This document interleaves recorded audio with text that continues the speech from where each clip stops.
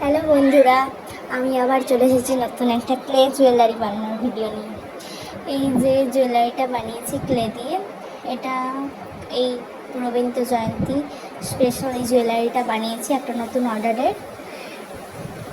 তোমরা দেখে নাও কিভাবে আমি এই জুয়েলারিটা বানাই। এই জুয়েলারিটা বানানোর জন্য আমি ফেভিক্রলের মোল্ডেড ক্লেটা ইউজ করছি। রেজিন আর হার্ডারটাকে সমান পরিমাণে নিয়ে ভালো করে মিশিয়ে নিতে হবে। এবার ভালো করে এটাকে বেলে নিতে হবে, খুব বেশি পাতলা করা যাবে না, মোটামুটি একটা শেপ করে নিতে হবে। তারপরে আমি ঠিক যেরকম শেপ দিয়েছি ওরকম শেপে কেটে নিতে পারবে, যে যেরকম সাইজ পারো সেরকম নেবে। এবার কানেরটা তৈরির জন্য আমিও প্রথমে এটাকে সার্কেল করে নিলাম, তারপর সেটাকে মাঝখান থেকে কেটে নিয়েছি আর দুটো ছোট ছোট সার্কেল করেছি। এবার হচ্ছে ওই বেসটা শুকিয়ে গেলে, হাড়টার বেসটা শুকিয়ে গেলে ওর পিছনে এই আইপিনগুলো লাগিয়ে নিতে হবে, মানে দড়িটা অ্যাটাচ করার জন্য। তারপরে নিচে এরকম 3টে আইপিন লাগিয়ে নিয়েছি। এবার কানেরটা তৈরির জন্য তাতে আইপিনগুলো লাগাচ্ছি। ভালো করে ক্লেটা দিয়ে লাগিয়ে দিলেই শক্তভাবে বসে যাবে আইপিনগুলো। তারপর এই কানেরগুলো করে নিয়েছি। এবার বেসটাকে, হাড়টার বেসটা আর কি, সেটাকে ভালো করে কালো রং করতে হবে। আমি এখানে ক্যামেলের অ্যাক্রিলিক কালারটা ইউজ করেছি। তোমরাও চাইলে এরকম স্পঞ্জ দিয়ে এরকম করতে পারো, অসুবিধা নেই, এটা না করলেও হবে। এবার এই গোল সার্কেলটা কালার করার জন্য আমি এখানে 2, 3, 4 লাইট পিচ কালার সেন্টটা দিয়ে রঙটা করেছি। ভালো করে রঙটা করে নেব। এবার এই গোল সার্কেলটার বাইরে হচ্ছে আমি হলুদ কালারের লেসটা লাগিয়ে নেবো। এই লেসগুলো তোমরা যে কোনো হচ্ছে টেলার দোকানে পেয়ে যাবে। এবার এই যে দেখছো উঠে উঠে আছে এই যে লেসটার নিচের অংশটা, এটাকে কি করবে, হচ্ছে একটুখানি জলে, যতটা জল নেবে তার থেকে একটু বেশি পরিমাণে ফেভিকল নেবে। ফেভিকল নিয়ে সেটাকে ভালো করে মিশিয়ে ওই যেই অংশগুলো উঠে থাকবে সেখানটাতে ভালো করে লাগিয়ে দেবে। যখন জিনিসটা শুকিয়ে যাবে তখন জিনিসটা আর কি বসে যাবে, আর ওরকম উঠে থাকবে না। হাফ সার্কেলটাতে এবার হচ্ছে ব্লু কালারের লেসটা লাগিয়ে দেবো, ঠিক যেরকমভাবে লাগিয়েছিলাম ওটাও ঠিক সেমভাবেই লাগাবো। এবার আমি একটু কলকা করে নিচ্ছি, ঠিক এটা কলকা নয়, কলকা টাইপের আর কি একটা ডিজাইন করে নিচ্ছি। আমি ঠিক যেরকমভাবে করছি তোমরা চাইলে ওরকম করতেও পারো যদি ভালো লাগে।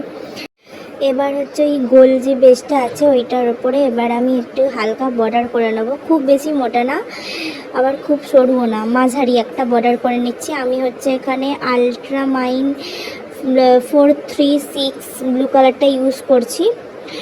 আর কালারটা করার সময় আমাদেরকে খেয়াল রাখতে হবে ওই হলুদ কালারের লেসে যেন না লেগে যায়, তাহলে সেটা লেগে গেলে কিন্তু ভালো দেখতে লাগবে না। এবার হচ্ছে এই বেসটার উপরে আমি প্রথমে পেন্সিল দিয়ে একটা রবীন্দ্রনাথ ঠাকুরের ছবি এঁকে নিয়েছিলাম। এবার তারপরে আমি ব্ল্যাক কালারটা দিয়ে তারপর বুলিয়ে দিচ্ছি আর কি। তোমরা চাইলে পেন্সিল দিয়ে নাও করতে পারো, কোনো অসুবিধা নেই। তোমরা তোমাদের মতো একটি ছবি আঁকতে পারো, প্রথমে এঁকে নিয়ে তারপরে এরকম ব্ল্যাক কালার দিয়ে বুলিয়ে দিতে পারো। তাহলে সেই ক্ষেত্রে কী হবে, কোনো মানে আঁকতে গেলে কোনো অসুবিধা হবে না আর কি। এটা আমি আমার সুবিধা মতো করেছি, তোমরা তোমাদের সুবিধা মতো করতে পারো, কোনো অসুবিধা নেই। যদি রবীন্দ্রনাথ ঠাকুরের এই ছবিটা ভালো লাগে তো তোমরা এটাও করতে পারো বা তোমাদের নিজেদের মতো করতে পারো। আমি যতটা পেরেছি আমার মতো আমি যতটা করেছি। রবীন্দ্রনাথ ঠাকুরকে ভালো করে আঁকার চেষ্টা করেছি, জানি না কতটা ভালো করতে পেরেছি, তোমরা জানিও কেমন হয়েছে। এবার আমি ভালো করে মাথার চুলগুলো ভিতরটা ভরাট করে নিচ্ছি। খুব বেশি ঘিজি করা যাবে না, একটু ফাঁকা ফাঁকা রেখে ভরাটগুলো করতে হবে। আমি যেরকম করছি তোমরাও সেরকম করতে পারো।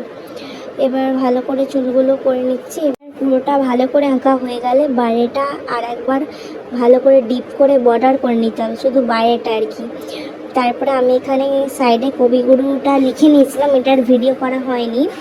এবার আঁকা হয়ে গেলে এটার উপর একটু ভার্নিশ করে নেবে, যাতে মানে ভার্নিশটা আগে করে নিলাম কারণ অন্য কিছু লেগে গেলে কোনো অসুবিধা হবে না এটার উপর, সেই জন্য আমি আগে থেকে ভার্নিশটা করে রাখলাম আর কি। এবার তোমরা 3টে করে নিয়েছি, 3টে কড়িকে নিয়ে জাম্পরিংগুলোর সঙ্গে আগে লাগিয়ে নিয়েছি, তারপরে আইপিনগুলোর সঙ্গে অ্যাটাচ করে দিয়েছি। আমি হচ্ছে এখানে 3টে ডলি সুতো নিয়েছি, মানে দুটো কালার, দুটো ব্লু কালার আর একটা হোয়াইট কালার। নিয়ে সেগুলোকে ভালো করে অ্যাটাচ করে দিলাম দুদিকে। এবার কানেরটা তৈরি করব। আমি প্রথমেই বেসটা ব্ল্যাক কালার দিয়ে পুরোটা করে নিয়েছিলাম। এবার একটা কলকা ডিজাইন করে নিচ্ছি। আমি যেরকম করছি তোমাদের যদি ভালো লাগে তো তোমরা ওরকম করতে পারো বা তোমাদের নিজেদের মতো করতে পারো। এবার প্রথমে হোয়াইট কালার দিয়ে করে নিয়েছিলাম কলকা ডিজাইনটা। এবার তার উপরে আমি ইয়েলো কালারটা হালকা করে লাগালাম। এবার যে ফাঁকা অংশটা দেখছো ওই মাঝখানটাকে আমি কবিগুরু লিখে নিলাম। এবার ছোট্ট একটা গোল কাঁচ নিয়ে ওই কালো বেসটার উপরে ভালো করে লাগিয়ে নিলাম। এবার এরও সাইডটা একটু কলকা করে নিলাম। এবার এই দুটো অংশকে জামরিংয়ের সঙ্গে ভালো করে লাগিয়ে দেবো। এটারও নিচে আমি লেস আর একটি কড়ি লাগিয়েছিলাম, ঠিক যেরকম হারটাতে লাগিয়েছিলাম এটাতেও ঠিক সেরকমভাবেই অ্যাটাচ করেছিলাম। এবার পুরো হারটা কমপ্লিট হয়ে গেছে। এবার তোমরা দেখে বলো, জানিও কেমন হয়েছে। আর যদি কেউ অর্ডার করতে চাও তাহলে আমাকে কমেন্ট করো, তারপর সেখান থেকে আমি যোগাযোগ করবো তোমাদের সঙ্গে। তোমরা সবাই অবশ্যই জানিও কমেন্টে হারটা কেমন হয়েছে। সবাই ভালো থেকো, সুস্থ থেকো। আজ এতটাই।